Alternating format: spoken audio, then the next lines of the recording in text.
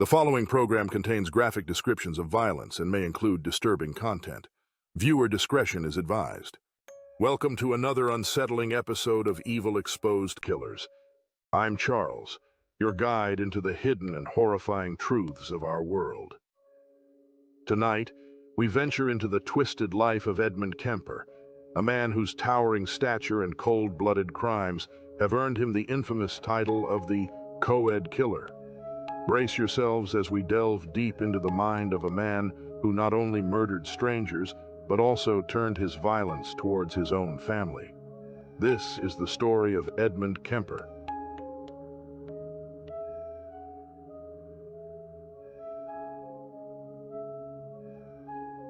The story of Edmund Emil Kemper III begins on December 18, 1948, in Burbank, California. A seemingly ordinary start for someone who would later commit such extraordinary acts of violence. From the outside, the Kemper family appeared typical, but beneath the surface, a storm was brewing. His parents, Edmund Jr. and Clarnell, were embroiled in a marriage fraught with tension and hostility. Their constant bickering and eventual divorce tore the family apart, leaving a young Edmund to grapple with the chaos of a broken home. The divorce hit Edmund hard. He was just 9 years old enough to understand that his family was crumbling, but too young to comprehend the full impact it would have on his psyche. He was thrust into a world where the people who were supposed to protect him were the very source of his pain. His father, once a war hero, became a distant figure, and his mother, Clarnell, the dominant presence in his life, was anything but nurturing. This is where the seeds of Edmund Kemper's dark future were planted. Clarnell Kemper was a domineering woman, an alcoholic with a sharp tongue and an even sharper temper.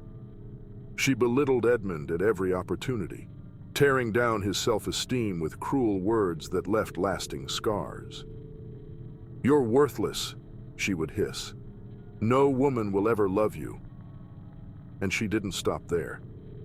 Fearing that her son might harm his sisters, Clarnell forced Edmund to sleep in a locked basement, isolating him from the rest of the family. This was no ordinary basement.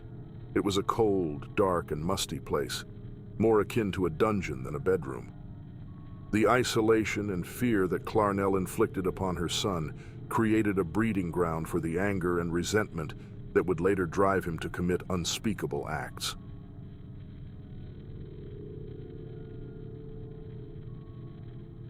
From a young age, Edmund exhibited troubling behavior that should have set off alarm bells. While most children were playing games and making friends, Edmund was retreating into a world of darkness. He became fascinated with death, an obsession that began with the cruel treatment of animals. He would capture neighborhood pets, only to kill and dismember them, studying their lifeless bodies with a detached curiosity that foreshadowed the horrors to come. This fascination with death wasn't just a passing phase. It was a red flag that something was deeply wrong. But in the 1950s and 60s, the warning signs were largely ignored or dismissed as childhood quirks. Edmund's high IQ, clocking in at 145, masked his inner turmoil. He was a bright child, academically gifted, yet his social interactions were marked by awkwardness and isolation. He was a loner, the odd kid who didn't quite fit in, a dangerous combination of intelligence and emotional instability. As Edmund entered his teenage years, his relationship with his mother only worsened. Clarnell's constant criticism and emotional abuse eroded what little self-worth he had left. The basement, once a place of fear, became a sanctuary where he could escape his mother's venomous words, but it also became a place where his dark fantasies began to take shape. At the age of 14, in a desperate attempt to escape his toxic home life, Edmund ran away to live with his father. But the rejection he faced there only deepened his sense of isolation. His father, unable or unwilling to deal with him, sent Edmund to live with his paternal grandparents on their ranch in North Fork, California. If young Edmund thought life on the ranch would be a reprieve, he was sorely mistaken. Life with his grandparents was far from the fresh start Edmund had hoped for. His grandmother, Maud Kemper, was a strict and critical woman, much like his mother. She constantly berated him, treating him not as a grandchild but as a burden. The ranch, surrounded by the rugged beauty of the California wilderness, should have been a place of peace. But for Edmund, it became a pressure cooker of resentment and anger. On August 27, 1964, that pressure cooker exploded. It was a seemingly ordinary day, but for Edmund, it would be a day that would change the course of his life forever. During an argument with his grandmother, a switch flipped in Edmund's mind. The years of abuse, the isolation, the anger, all of it came rushing to the surface. He grabbed a rifle, a weapon that had once been used for hunting, and turned it on Maud. He shot her in the head, watching as the life drained from her eyes. But the horror didn't stop there. When his grandfather, Edmund Kemper Sr., returned home, Edmund shot him too, fearing the consequences of what he had just done. In the span of a few minutes, Edmund had killed the only two people he had left, and with them, any semblance of normalcy in his life. After the killings, Edmund did something that would become a chilling pattern. He called his mother, and in a cold, detached voice, she instructed him to call the police. When the police arrived, they found Edmund waiting calmly, the rifle still in his hands. He showed no remorse, no fear, just an eerie calmness that would come to define him.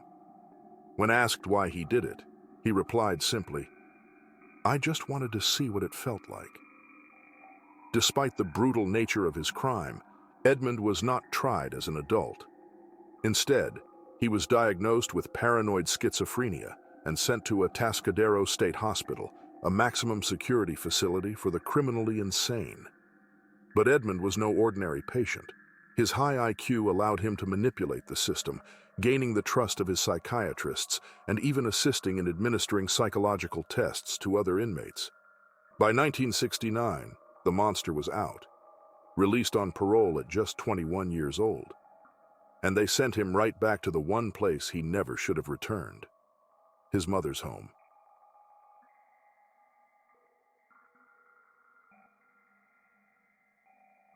Edmund's return to his mother's home in Santa Cruz, California, was a disaster waiting to happen.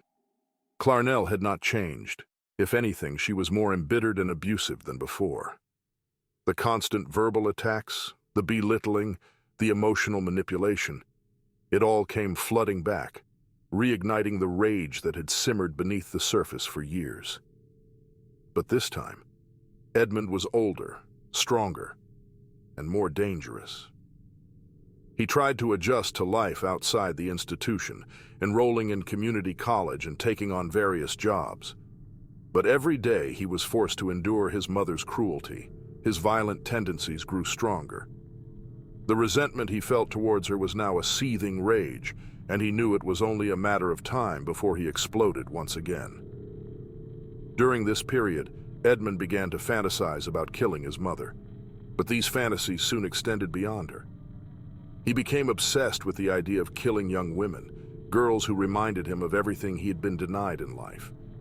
He would drive around the Santa Cruz area, watching female college students and imagining the ways he could end their lives. These were not fleeting thoughts.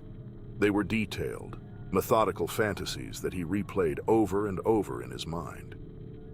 And it wasn't long before fantasy turned into reality.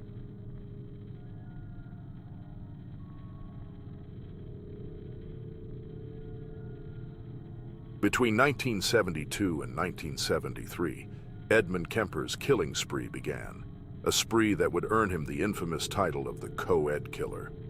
His first known victims were Marianne Peche and Anita Lucchesa, two 18-year-old college students. On May 7, 1972, they made the fateful decision to hitchhike, a common practice at the time, but one that would lead them into the clutches of a monster. Edmund picked them up in his car, using his imposing yet seemingly harmless demeanor to put them at ease.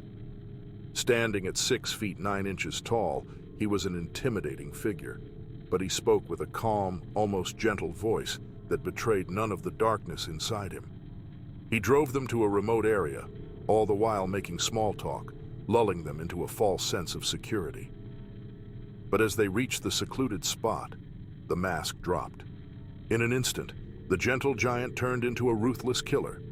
Edmund attacked the girls, overpowering them with his sheer size and strength. He murdered them both in cold blood, and then, in a grotesque ritual, he dismembered their bodies, taking parts of them back to his apartment. For Edmund Kemper, this was only the beginning. The monster inside him had tasted blood, and it craved more. The murders of Marianne Pesce and Anita Lucchesa were just the start of Edmund Kemper's terrifying journey into the depths of his own madness. After these killings, Kemper experienced a rush of exhilaration, a dark sense of satisfaction that only deepened his desire for more. But with this newfound thrill came the need to cover his tracks. Kemper dismembered the bodies, meticulously separating the parts as if performing a grotesque autopsy. He disposed of the remains in different locations, some of which would never be found, ensuring that the authorities would have little to go on. Despite the horror of his actions, Kemper was careful, methodical even. He learned from each kill, refining his methods and becoming more confident in his ability to outsmart law enforcement.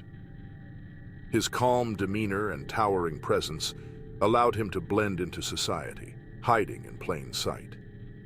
To the outside world, he was just an awkward young man trying to find his way. No one suspected that beneath that facade lurked a brutal killer. But inside, Kemper was a cauldron of rage, and it wasn't long before his murderous impulses resurfaced.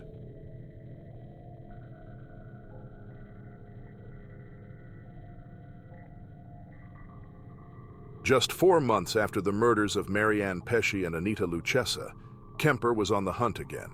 This time, his victim was Coed, a 15-year-old dance student with dreams of becoming a professional ballerina. On September 14, 1972, Aiko made the ill-fated decision to hitchhike after missing her bus to a dance class. Kemper, who was cruising the streets in search of his next victim, saw her standing alone and seized the opportunity. Kemper's approach was calculated. He pulled up beside Aiko, offering her a ride with a reassuring smile. His size and demeanor were intimidating, but his calm, polite manner disarmed her fears. She climbed into the car, unaware that she had just sealed her fate. As they drove, Kemper chatted with Aiko, asking her about her life, her aspirations, all while driving her farther away from civilization. When they reached a remote location, Kemper struck. In a sudden, brutal attack, he overpowered her, strangling the life out of the young girl who had so much to live for. The struggle was brief, and as Aiko's body went limp, Kemper felt that same dark satisfaction he had felt before. But Kemper's depravity didn't end with the murder. He brought Aiko's lifeless body back to his apartment, where he engaged in unspeakable acts before finally disposing of her remains. The once promising dancer was reduced to another victim of Kemper's insatiable bloodlust. Despite the horror of these acts, the monster remained hidden, and the authorities were none the wiser.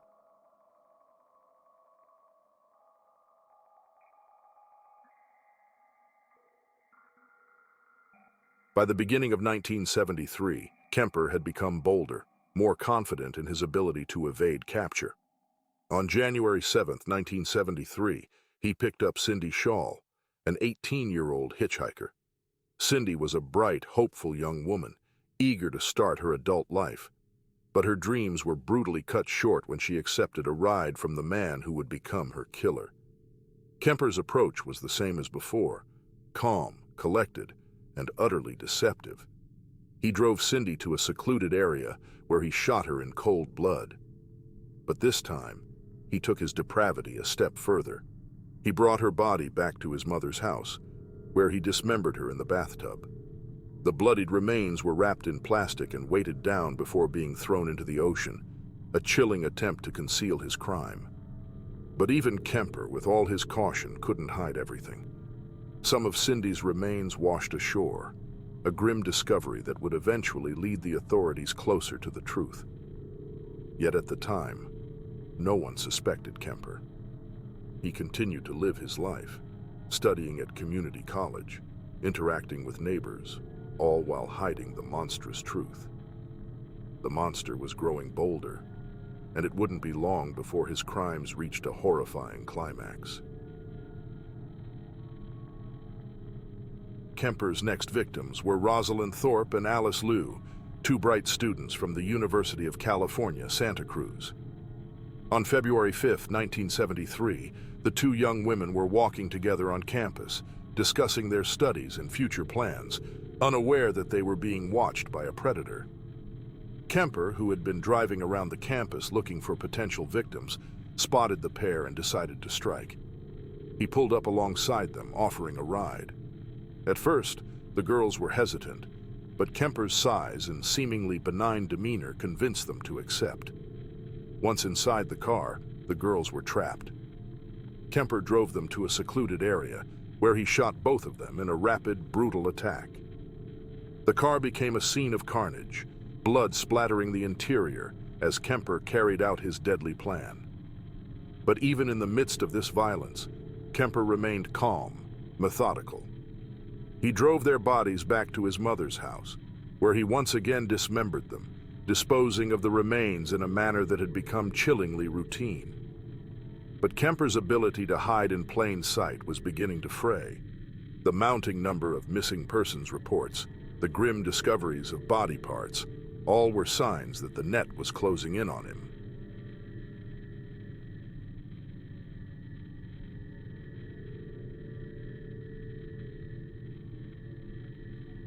By April 1973, the tension between Edmund Kemper and his mother, Clarnell, had reached a breaking point. Years of emotional abuse, manipulation, and cruelty had turned their relationship into a toxic cauldron of hatred and resentment. For Kemper, every insult, every belittling comment from Clarnell was another wound to his already fragile psyche. On April 20th, 1973, after a particularly bitter argument, Kemper made the decision that had been festering in his mind for years. That night, as Clarnell slept, Kemper crept into her room with a hammer in hand. He stood over her for a moment, the weight of his anger and hatred pressing down on him. And then, with a force born of years of pent-up rage, he struck her in the head again and again until she lay lifeless on the bed. But even this brutal act wasn't enough to satisfy Kemper's rage. In a macabre twist, he mutilated his mother's body, engaging in acts that underscored the depth of his animosity. This was no ordinary murder. It was an act of ultimate betrayal, a final rejection of the woman who had tormented him for so long. But Kemper wasn't done yet. Later that night, he invited his mother's best friend, Sarah Hallett, to the house. When she arrived, Kemper killed her as well, hoping to create a cover story that his mother and her friend had gone away together.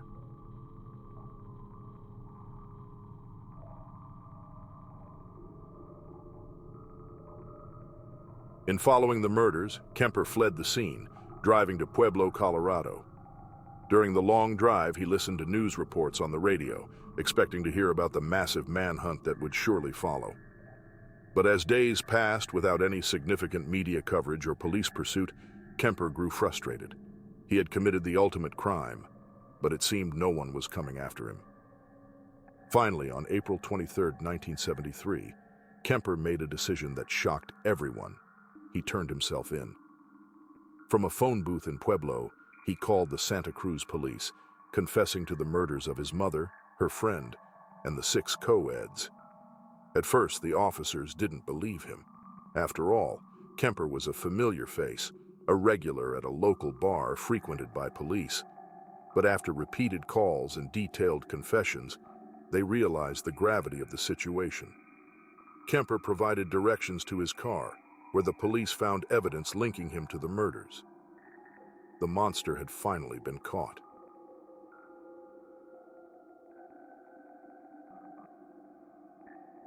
Kemper was extradited back to California, where he willingly confessed to all his crimes. His detailed accounts of the murders, delivered with a chilling detachment, left no doubt about his guilt. The trial of Edmund Kemper began on October 23, 1973, and it was clear from the start that this would not be a case about guilt or innocence. It was about whether Kemper was sane or not. His defense team argued that Kemper was driven by his traumatic childhood and profound psychological issues, painting him as a deeply disturbed individual who could not control his actions. But the prosecution countered this argument by highlighting Kemper's meticulous planning and awareness of his crimes, pointing out that he knew exactly what he was doing. Throughout the trial, Kemper remained calm and cooperative, even testifying in his own defense. His chillingly articulate descriptions of his crimes unnerved everyone in the courtroom, solidifying the jury's perception of him as a cold-blooded killer. On November 8, 1973, after a brief deliberation, the jury found Kemper guilty on all counts. He was sentenced to life imprisonment without the possibility of parole, as California had temporarily suspended the death penalty at the time.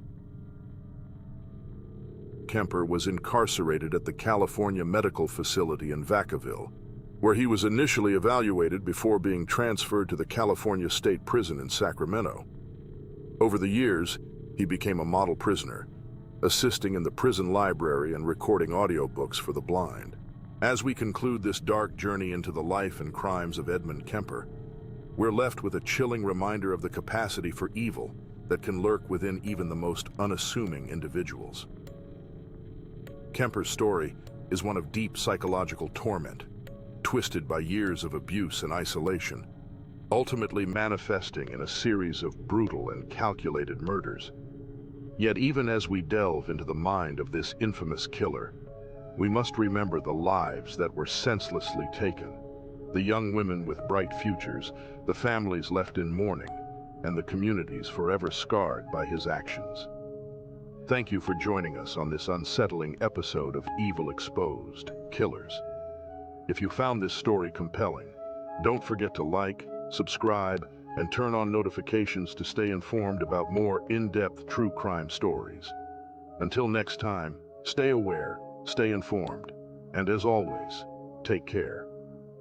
Please like and subscribe to Evil Exposed for more riveting stories.